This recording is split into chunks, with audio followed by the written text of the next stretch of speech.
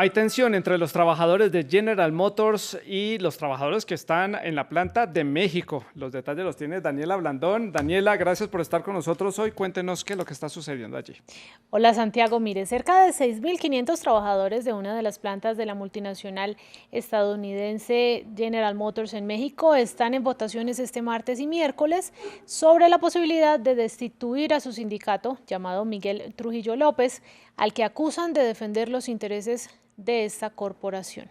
Estados Unidos ha expresado preocupación por los conflictos laborales en la planta de General Motors en la ciudad de Silao, en Guanajuato, más aún después de un año de que entrara en vigencia el Tratado de Libre Comercio entre Estados Unidos, México y Canadá. En abril hubo una votación que fue cuestionada por Washington y ahora se está repitiendo esa votación. Tenemos un nuevo acuerdo comercial, el TEMEC, que a diferencia del Tratado de Libre Comercio firmado en 1994, en esta ocasión pone de manifiesto el tema laboral como centro de discusión. El evitar que se vulneren los derechos de los trabajadores ha abierto la posibilidad a que las empresas, en acuerdo con el sindicalismo antidemocrático, no vulneren los derechos de los trabajadores. Daniela, seguimos hablando de trabajadores porque el Reino Unido está buscando empleados.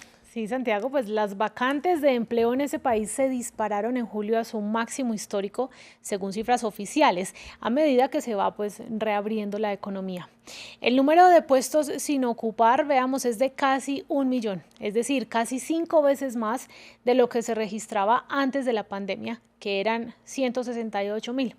Al mismo tiempo, el Departamento de Estadística reveló que el número de empleados en las empresas asciende a unos 28,9 millones, muy cerca de los niveles prepandémicos, aunque sigue estando por debajo, o 200.000 por debajo de lo que había antes.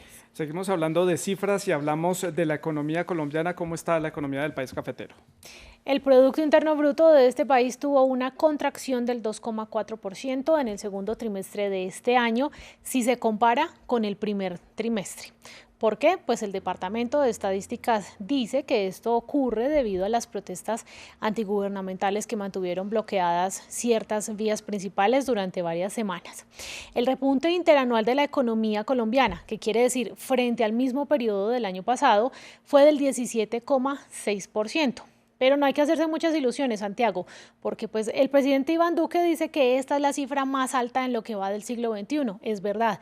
Sin embargo, este aumento es un efecto rebote porque el año pasado, para la misma época, la economía estaba bloqueada por la pandemia. Y es un efecto que también se está viviendo en todo el mundo, no solamente en Colombia. Ilusiones ninguna, Daniela.